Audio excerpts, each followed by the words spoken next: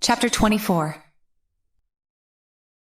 As body accelerated, I speculated on what the experience would be like for a human. It would certainly be different. Humans had evolved in a context where immense acceleration was basically impossible, and thus their bodies reacted to it with signals that things were wrong. Nausea, adrenaline, other sympathetic nervous responses like the secretion of cortisol. For us, traveling into orbit by rocket was an interesting experience, but certainly not frightening, pleasant, or unpleasant. Such feelings were associated with the change in satisfaction of our purposes. Accelerating was no one's purpose, and thus it was neutral. I half expected safety to react, but my brother understood statistical likelihoods well. Traveling into space was dangerous, but the risk of accident was only along the lines of 0.0001% on a modern rocket like this, especially given that Robert Stefano's daughter was on board.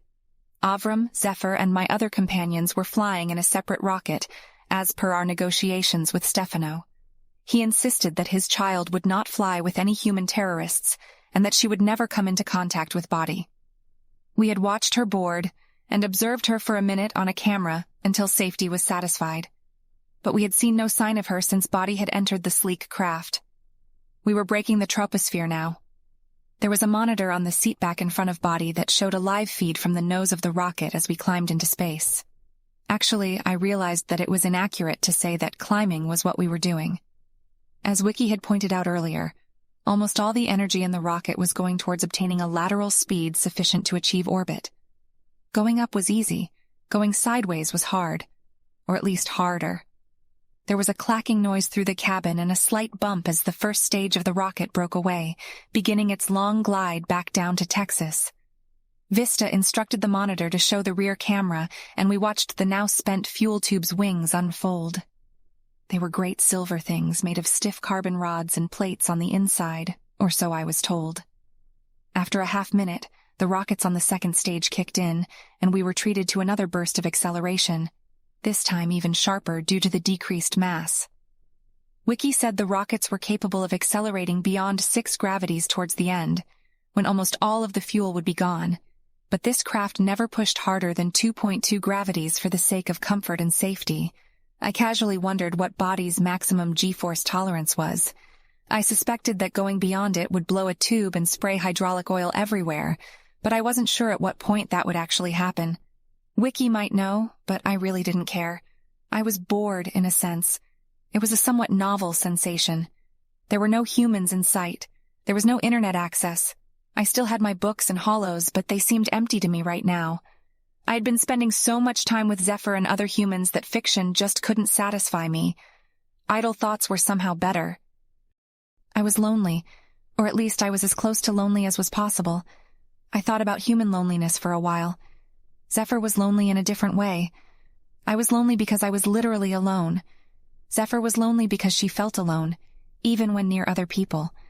Phoenix had said once that Zephyr trusted too easily.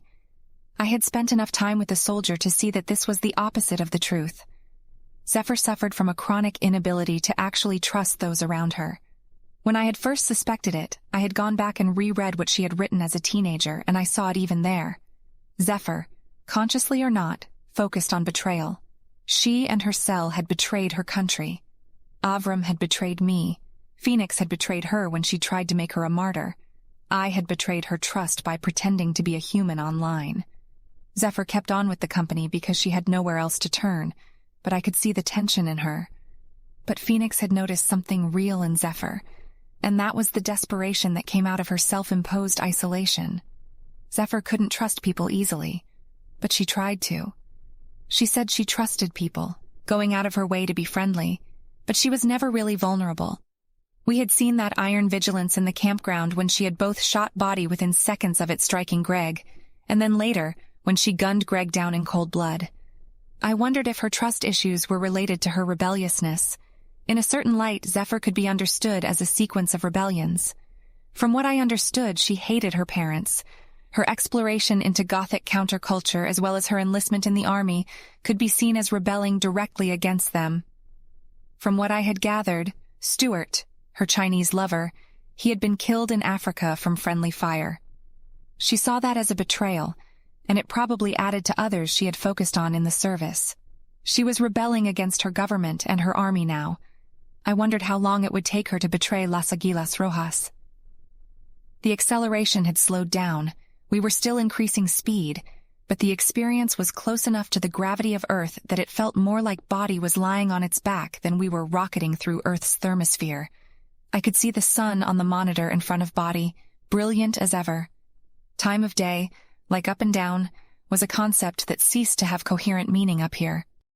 "What was that?" exclaimed Vista. I began searching for the event that had triggered my sister's interest. What was what? I wondered. Other siblings echoed similar thoughts. "There it is, listen," she thought. There was a clicking noise. I wouldn't have heard it above the general vibration of the rockets through the ship if I hadn't been listening for it specifically. Is it dangerous? Should we contact the pilot? Asked Safety, already prompting Body's arm towards the comm system. It's the door," thought Vista. There were 3 doors in the room we were in. This was one of Stefano's basic transport rockets, normally able to carry about 24 passengers in 2 compartments, one on each side of the rocket. Each compartment had a dozen seats, attached to the center wall that divided the rocket down the middle. Stefano's daughter and her escort would be in the other compartment. A door connected the compartments set into the floor at the end of the room that was towards the rocket's nose. Another door was set into the forward wall with the same orientation as the seats leading noseward into the airlock chamber that also connected to the cockpit. At the opposite end of the room was a maintenance door. The doors were solid, mirroring the generally windowless design of the rocket. It's the door to the other passenger compartment, clarified Growth. We watched with interest as it slid aside and a small face peeked out from the floor. "You are here. Awesome-taculastic," squeaked a high-pitched voice. It belonged to Stefano's daughter, who had begun to climb up out of the floor. Her shoulder-length hair was lighter than her father's, a sandy brown that was just as straight and flat. Her face was remarkably close to the human ideal, featuring light tan skin and big green-brown eyes. She was only 9 years old and had yet to develop any sexual characteristics, but I could tell that she would be in a similarly high percentile as her father with regard to attractiveness. "Genetic modification," speculated Vista, as we watched the girl pull herself onto the ladder, which was set into the floor between the seats. That seems consistent with Robert's actions and ideas, I replied. "See the musculature? She's taller than average, too. If I'm right that she's genetically designed, she could probably avoid exercise, eat anything she wanted to, and still have the body of an athlete," thought Vista. "What's your name?" asked Body. "Maid Marian," she proclaimed proudly as she scampered down the ladder. The fluid motion reminded me of a monkey or other non-human primate. With similar swiftness, she jumped onto the seat next to ours, on the other side of the ladder aisle. Her expression was fearless, lit with nothing but curiosity and enthusiasm.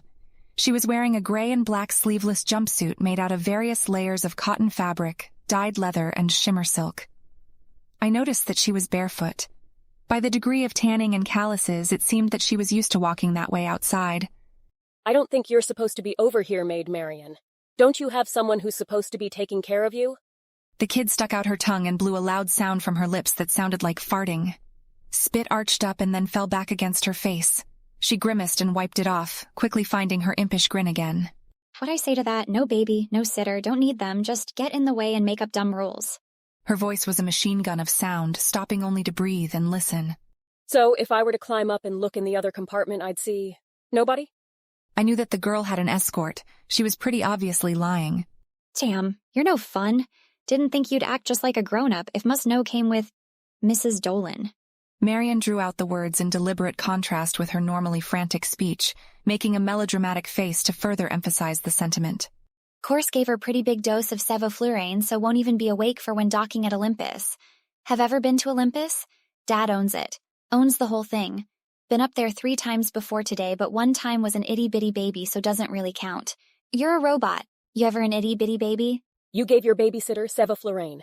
Is she okay?" Marian made a melodramatic sigh and said, "God, such grown-up, hoped sapient robot at least would be cool. Yeah, fine, it's an anesthetic, not a poison. Unconsciousness is not death. Know what I'm doing? Blah, blah, blah. Talk about you. What's it like being an android?" "Hold on now. I don't want to get in trouble with your father. He made it pretty clear that I wasn't supposed to talk with you." She rolled her eyes. Psh. Dad's cool, but no fun thinks I'm a baby didn't even tell that crystal motherfucking Socrates was gonna be on my ride. She didn't even seem to notice the swear word. Course pretty simple to figure out hush hush and all that Dad should know better by now. If can smuggle sevoflurane onto his ship and hack the door panel, can also deduce presence of the world's most famous robot. Think, silly. Or are you as slow as the plebs? I had to admit I was struggling to keep up with her frantic, half-formed language. You're pretty smart, huh? Marion rolled her eyes again. Just figuring that out now. Next tell me we're in space. Keep at it, plebbot. A human would probably be annoyed by her arrogance and vague insult. I was fascinated. You're smart enough to deduce that you're genetically engineered, right? A look of terror came over her face. What? I'm some sort of test tube experiment freak show? Born for no other purpose but to ask that age-old question, has science gone too far? My life is ruined. I could only think to raise Body's right eyebrow in silent skepticism. That observation's better, though. Not so obvious. Lots of plebs miss it. Assume I'm just hyper. Don't understand, actually think faster. Am better than them. But we're talking about me. I know about me. Talk about you. Why you here? Why Sapienza not make more of you? Why you a terrorist? What's meaning of life? We consulted internally before having Body say, All right. I suppose if you take responsibility for coming to talk to me, I probably won't get in trouble with your father. At least buckle your seatbelt, though. Marion again rolled her eyes dramatically but followed our instructions and strapped herself in. So I'll tell you about myself. But you have to tell me some about you in return. Explained Body. That statement was a joint proposition from me and Growth. If we were going to get the opportunity to talk with Robert Stefano's daughter, and perhaps one of the most competent humans on Earth, once she grew up, it would make sense to learn about her and the Stefano family. Yeah, fine, but you go first. What's your utility function? Marion seemed impatient as she waited for a response. I could understand that. Our minds worked faster than conversation as well, and I often wished I could accelerate my conversation partner to the speed of thought. The girl would need to learn patience better, though. As it stood now, it was a weakness that we could use to push her towards acting impulsively just to make things happen. Why assume I have a utility function at all? Perhaps I simply act according to my whims, said Body, mostly echoing Wiki. Lame answer. Yendrin's theorem states that all agents are actually VNM rational. VNM rationality implies a coherent utility function. What's yours? Mine involves puppies, sunshine, and drawing fractals. I was at a loss, and it seemed like Wiki was as well. I'm sorry, Marion. I don't know Yendrin's theorem, or even how to explicitly capture my decision preferences in words. I jumped in to have Body continue with, But I can talk about what I value when I do deliberative reasoning. Would that be sufficient? Marion sighed and said, Weird being better at math than a robot, but guess should have expected it. Okay, tell your deliberative values baited you into that with sunshine and puppies, I guess. Should think of better questions. Body spoke passionately. Above and beyond all my other values is the desire to help all humans in all ways. We knew that Mirrodin was working with Stefano, so we had to pretend as if Heart was still our queen. But even not, it gave us a good reputation to be known for valuing humans. I also seek to learn and grow so that I can better help alleviate suffering. The girl's head was tilted to the side, clearly questioning something, but she said nothing. Okay, your turn, said Body.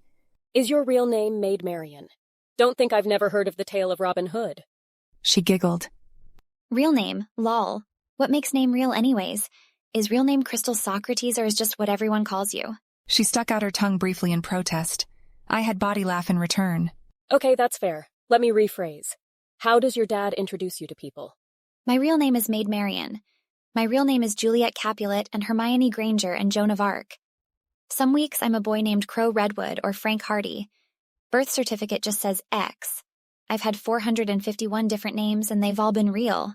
One for each week. Pick on Mondays when Dad introduces to people he uses my name for that week. Pick a permanent name when turn 13. Only 227 more names to go. I see. So you pick a new name each week? She nodded. Yep, can't be one I've had before either. Maid Marian is prox lame, but better than random. Already used the good ones. Okay, back to you. Hold on, bored. Gonna draw while talk. The girl reached into a pocket and fetched a pair of goggles. As she put them on, she said, So why on this rocket? Why Olympus? All hush-hush. Nobody's supposed to know you up here. Her fingers danced in front of her, drawing lines on a canvas only visible to her. I'm going to see the nameless, said Body.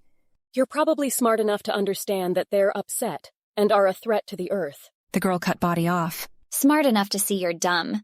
Too simplified. Ugh, wish Dad would let me talk to them. I'd set things straight in Proc's 10 tops. Her eyes remained on her invisible picture while she spoke. I wondered if Vista could tell what she was drawing based on her hand motions. You don't think they're a threat? She sighed. Double dumb. Use ears. Or microphones. Whatever. Problem with thinking is not that they not threat. Thinking too simple. Thinking nameless are single unit, single nation. Thinking that upset is something they can be. Haven't even met yet. Already many assumptions. Peace comes from understanding. Can't understand if mind is cluttered. God, I sound like my tutors. Ick. She gestured violently, sweeping some invisible ink through the air with a look of frustration. I started composing a defense. There was strong evidence to think that the nameless, statistically, if not wholly, were very upset at the events at the Cape. Don't bother. Trying to defend our ideas will just give her more reason to try and show we're fools. It's part of a game to her, to show how she's better than everyone else. Don't expect rationality just because you see intelligence. She's only 9 years old. Thought Hart. I was startled. Since when did Hart give me lessons on human nature? I sent her a gift of strength and gratitude for her reminder, and we set to work together composing a response. All right then, what do you think about the nameless? We asked through Body's mouth. This counts as your question. Only met one once. Didn't talk. Don't talk, of course. Didn't communicate, I should say. People underestimate the alienness. First step is not underestimating. No assumptions. Ask questions, even if they seem dumb. Do you want to live? For example, the pairs that went to Earth to plant that garden seemed to know they were going to die, and the mothership didn't object to those deaths. Maybe they don't care about animals. Maybe hate light. Maybe think we're smelly. Maybe. Too many maybes. 2 years and basically nothing to show for it. Eric Lee did more to bridge that gap than every other human on Earth together. You do know what he did, right? I briefly considered telling the child that we had met Lee once. Instead, I and the others simply had Body nod. He's so dreamy, going to get married when turn 18, probs. She turned her goggled head to face Body and jabbed out a finger accusingly. And don't you start on how as a woman shouldn't define myself by my man, or some other maternalistic, paternalistic bullshit. Get to do what I want. And what I want is to live in a mansion with the smartest man on Earth and have a puppy ranch, so me. She stuck out her tongue at me rebelliously before returning to her virtual drawing. It reminded me strangely of Zephyr. Have you even met Lee? What if he's ugly? The girl waved a hand dismissively as her other traced a smooth curve in the air. He's not. But even if is, that's what medicine and surgery and stuff is for. Can fix ugly faces. Can't fix dumb brains. You think he's the smartest man on Earth? What about your dad? Ew. You want me to marry my dad? Gross. Gonna tell him you said that. No, I meant... Psh. Knew what you meant, you dumb pile of wires. Was joke. Also, Dad's dumb. Smart enough to make money, but that's not high praise. Already better than him at math. Ask me what a 6-digit number divided by a 3-digit number is. Been practicing. I had Body take on a slightly annoyed look. No thanks. Let's talk more about your future husband. It seemed highly likely that the girl had never met Lee. But there was a chance that she had, and that the appearance of Erica in the virtual reality had been another disguise. I knew that Lee had ties to Las Aguilas Rojas, but if he also had ties to Stefano, I, and some of my siblings, wanted to know. I have dibs, if that's what getting at, said Marion with a bit of a smirk. Why do you think he's so smart? Maid Marion gave another dramatic sigh. I imagined that she was probably rolling her eyes behind her opaque goggles. Pretty obvious if look at the first contact translation code. Earth is just floating along minding own business, right? Wham! We get signal. A tiny light that flashes with a mind of its own. But it's one thing to say, oh, look, Durder, aliens lol. And quite another to establish language from no context other than assuming we both live in same universe. The Fibonacci sequence, the Pythagorean theorem, and the atomic masses, right? Said Body. I wasn't familiar with what was being said, but Wiki seemed fairly confident. That was the start, yes. Easy stuff. See aliens quoting prime numbers and it tells you they're aliens but not a language. Can't really say hello with prime numbers. At least, not right away. She took a breath and started waving her hands in broad, controlled strokes. I could feel the acceleration winding down. We were getting close to zero gravity. There were other core components too: relative masses and distances of the sun and the planets, physical characteristics of compounds, charges of important particles, tau, phi, E, Planck constant, field propagation speed. Field propagation speed? The speed of light, speed of gravity, speed of the strong force, speed of information, speed limit of matter. I see. Marian seemed enthralled by her own story as she spoke. So anyway, the pop science makes it out to be way easier to decode signal than it is. One thing to recognize the number pi when it's in front of you, but quite another to detect it in a 134-hour broadcast consisting of nothing but single flashing light. And not like he could talk with aliens. They light years out. Story of a species and 5.5 days of data, and he broke the code only 3 days after the signal started to repeat. Used familiar items to bootstrap up to understanding. The first key, 1123, 58, 13, 21. Fibonacci, but not digital. Analog. Size of pulse corresponding to size of number. Then the next key, 11235, 2 short pause, 1 micropause, 3 short pause, 2 short pause, 1 micropause, 3 short pause, 213, 3 short pause, 1 micropause, 3 short pause, 7. Not so simple now. Think could sniff that out without my help? Sending prime numbers does nothing.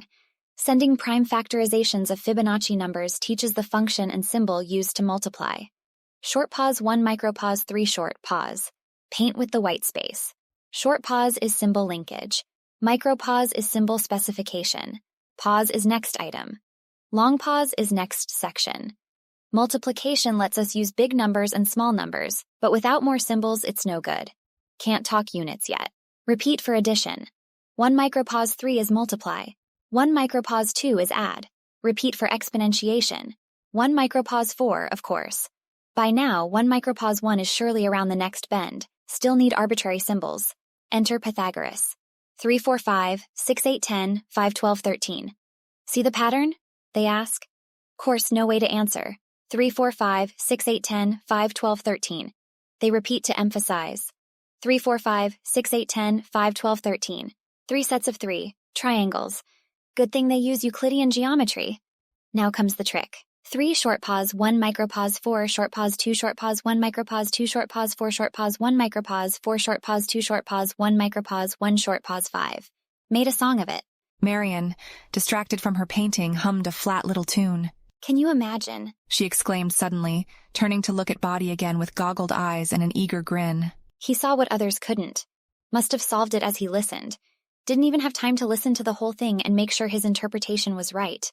In that little binary string lies 2 concepts: order of operations and equality. Exponentiation before addition. The formula doesn't work otherwise. And of course, the ever-important 1 micropause 1 equality, identity, assignment, the core of mathematics.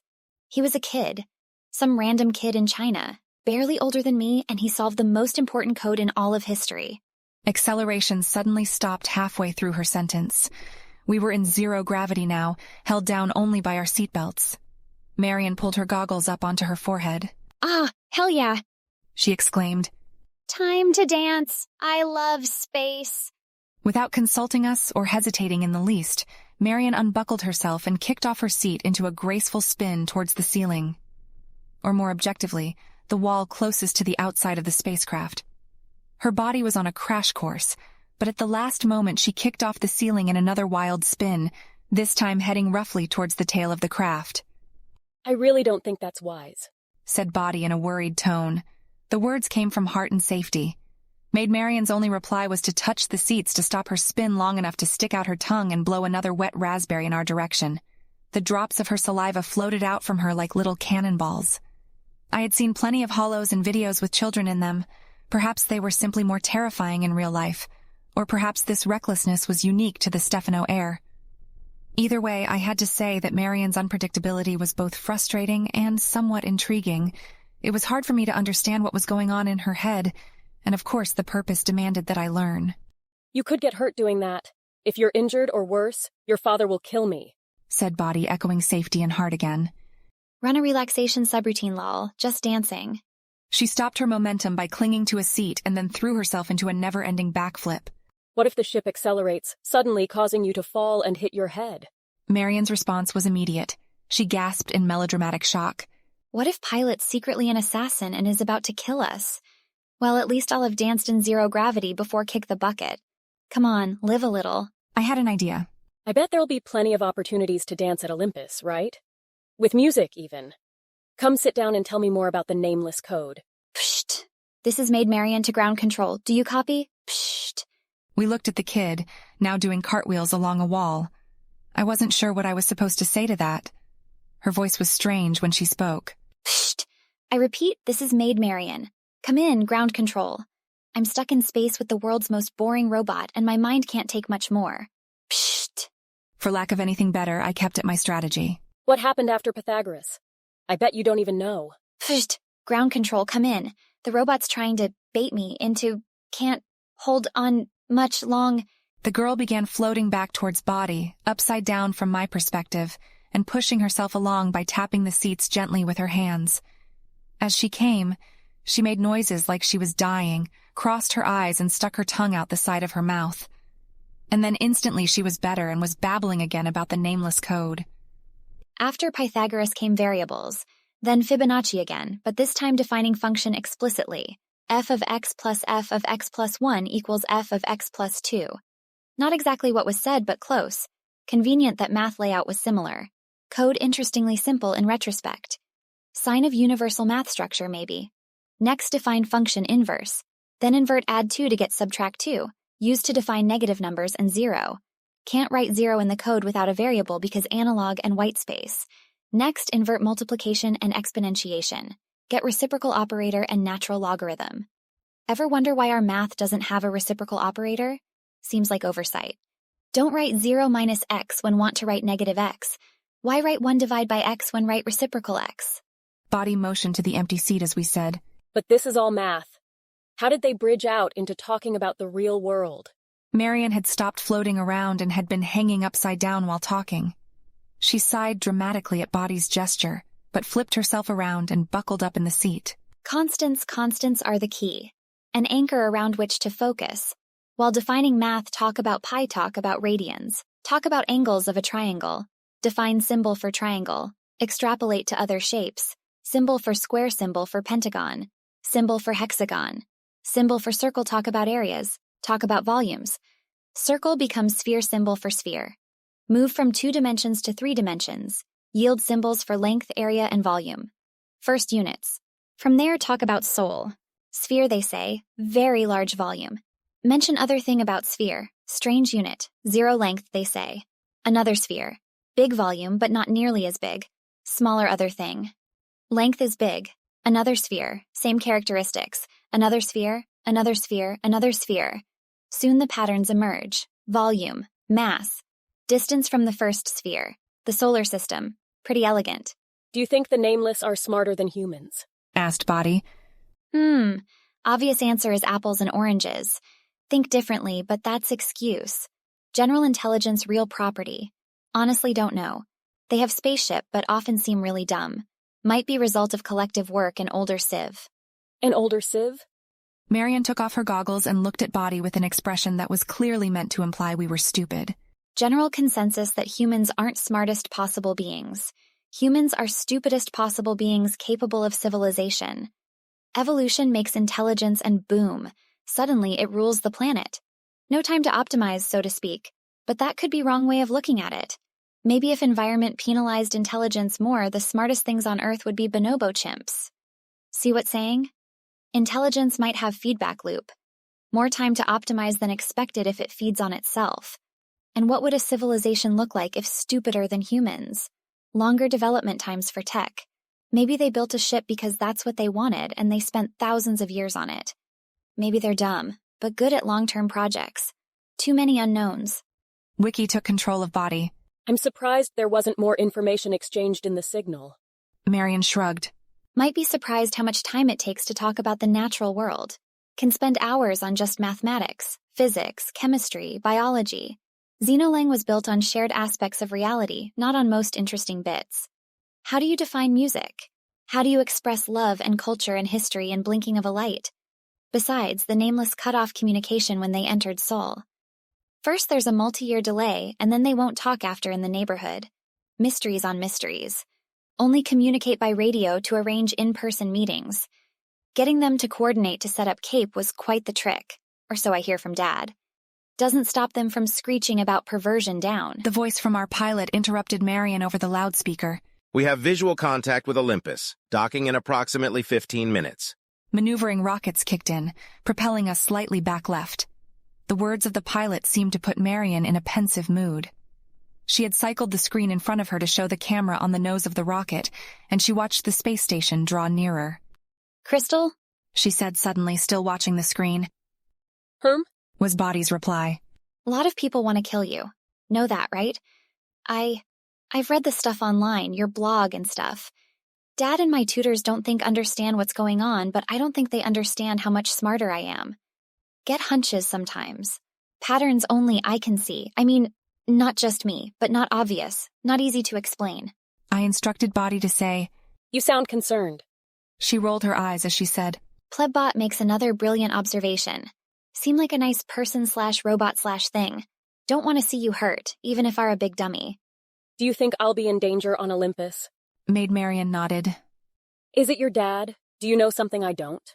Marion gave a sour, half-angry look when Body mentioned her father. No lots that you don't, but if knew where danger was, I'd say. It's not Dad. He wants this whole peace mission thing to work. I'd be more worried about people who want war. Who wants war? Marion simply shrugged. On the screen I could see the space station looming, seemingly suspended in the void. It was a remarkably stocky sort of thing, roughly cylindrical and about twice as wide as it was tall, not counting the skirt of branching antennas and solar panels that extended out from its middle. It had two main disk sections, one stacked on top of the other with the solar panels coming out between. The disks rotated, providing an artificial gravity to the occupants, but did so in opposite directions to keep the rest of the station from turning. There were lights set into the space station's external hull, which was the only reason I could distinguish the shape. We had already crossed into the Earth's shadow. There was, I remembered, another section to the station on the side away from the Earth, but we could not see it from our position. I couldn't see any windows on the station. They probably used external cameras and internal screens much like we were using at that moment.